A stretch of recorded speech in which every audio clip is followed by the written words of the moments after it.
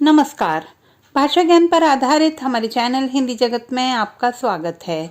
कक्षा 11वीं एवं 12वीं की पाठ्य पुस्तक अभिव्यक्ति और माध्यम के पाठों के सार की श्रृंखला में आज इस वीडियो में हम पाठ 13 नए और अप्रत्याशित विषयों पर लेखन का सार देखेंगे। इसके अंतर्गत हम क्या है अप्रत्याशित विषयों पर लेखन, क्या हो सकती है इसकी कोई तकनीक, कैसे करें तैयारी आदि बिंदुओं पर आधारित सार देखेंगे। यदि आप मेरे चैनल पर पहली बार आए हैं तो आपकी कक्षा से संबंधित सभी पाठों के बहुवैकल्पिक प्रश्नों, प्रश्न उत्तर एवं पाठों के सार पर आधारित वीडियोस देखने के लिए चैनल को सब्सक्राइब कर बेल आइकन दबाना ना भूलें ताकि हमारे नए वीडियो सबसे पहले आप तक पहुंच सकें। आइए प्रारंभ करते हैं आज का वीडियो नए और अप्रत्याशित विषयों पर लेखन। सबसे पहले जानते हैं कि क्या है अप्रत्याशित विषयों पर लेखन। जिन विचारों को मौखिक रूप से कह डालना हमारे लिए कतई कठिन नहीं होता, वहीं उन्हीं विचारों को लेख की शक्ल देना या शब्दों के माध्यम से कलमबद्ध करना ज्यादातर लोगों के लिए बेहद मुश्किल काम है। इसके पीछे अनेक कारण हो सकते हैं, परंतु सबसे प्रमुख कारण है कि ज्यादातर लोग आत्मनिर्भर होकर लिखित रूप में अभिव्यक्ति का अभ्यास ही नहीं करते। अभ्यास के हर मौके को हम रटंत विद्या पर निर्भर होकर गंवा बैठते हैं। अभ्यास को बाधित करने वाली यह निर्भरता हमारे भीतर लिखित अभिव्यक्ति की क्षमता विकसित होने ही नहीं देती। दरअसल लेखन का आशय भाषा के बारे में किसी चीज पर विचार करने और उस विचार को व्याकरणिक शुद्धता के साथ संगठित रूप में अभिव्यक्त करने से है। दूसरे शब्दों में कहें तो अप्रत्याशित विषयों पर लेखन कम समय में अपने विचारों को संकलित कर उन्हें सुंदर और सुघड़ ढंग से अभिव्यक्त करने की चुनौती है। अभिव्यक्ति का अधिकार हमारे मौलिक अधिकारों में से एक है। उसका पूरा उपयोग कर पाने की सामर्थ्य विकसित करने के लिए हमें परंपरागत विषयों को छोड़कर नए तरह के विषयों पर लिखने का अभ्यास करना होगा।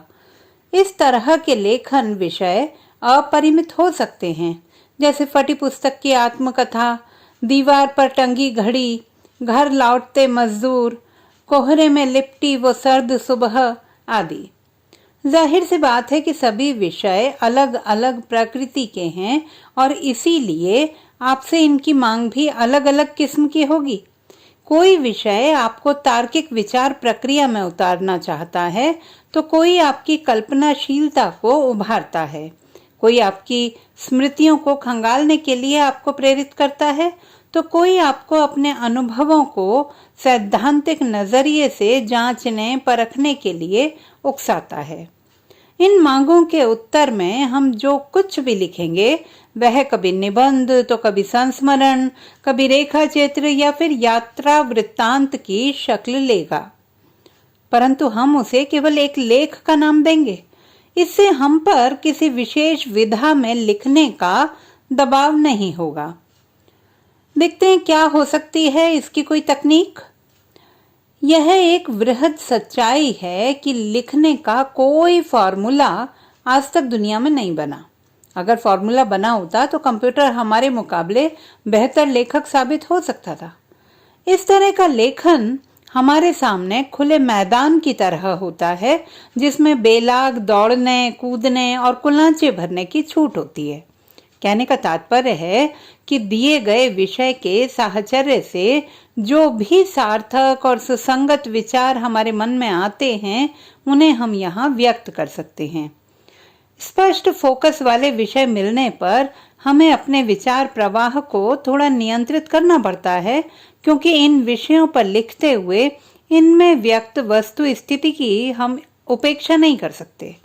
इसलिए यहाँ बहुत खुलापन रखने वाले विषयों पर अगर हम शताधिक कोणों से विचार करते हैं तो उनसे भिन्न किंचित केंद्रित प्रकृति के विषयों पर विचार करने के कोण स्वाभाविक रूप से थोड़े कम होते हैं। किसी भी विषय पर एक ही व्यक्ति के मस्तिष्क में कई तरीकों से सोचने की प्रवृत्ति होती है। तो चलिए देखते हैं कैसे करें तैयारी। सबसे पहले विषय पर 2-3 मिनट ठहर कर विचार करें कि उनमें से किस कोण से उभरने वाले विचारों को आप थोड़ा विस्तार दे सकते हैं। प्रारंभ आकर्षक होने के साथ साथ निर्वाह योग्य यानी कि सुसंबद्ध और सुसंगत रूप से क्रमवार बढ़ने वाली रूपरेखा से युक्त हो। वस्तुतः सुसंबद्धता किसी भी तरह के लेखन का एक बुनियादी नियम है। विवरण विवेचन के सुसंबद्ध होने के साथ साथ उसका सुसंगत होना भी अच्छे लेखन का विशेष गुण है। अर्थात आपकी कही गई बातें न सिर्फ आपस में जुड़ी हुई हों बल्कि उनमें उचित तालमेल भी होना चाहिए। उदाहरण के तौर पर मौसम की चर्चा करते करते यकायक राजनीति पर बात करना असंगत ही प्रतीत होगा। सामान्यतः निबंधों या आलेखों में आत्मकथात्मक शैली या मय की शैली का प्रयोग वर्जित होता है। वहीं इस तरह के लेखन में मय की शैली का प्रयोग स्वतंत्रता पूर्वक किया जा सकता है। यहाँ लेख में व्यक्त विचारों में आत्मनिष्ठता और लेखक के व्यक्तित्व की छाप विषय की प्रकृति में ही निहित होती है। कहने का तात्पर्य है कि आप अपनी सुविधा और विषय की मांग के अनुसार अपने लेखन के तरीके का चुनाव कर सकते हैं। किसी भी विधा में किया जाने वाला लेखन विषय के अनुसार धरातल पर अनुभव किए जाने वाले सत्य, रोचकता एवं विश्लेषण से जुड़कर अत्यधिक प्रभावी बन सकता है।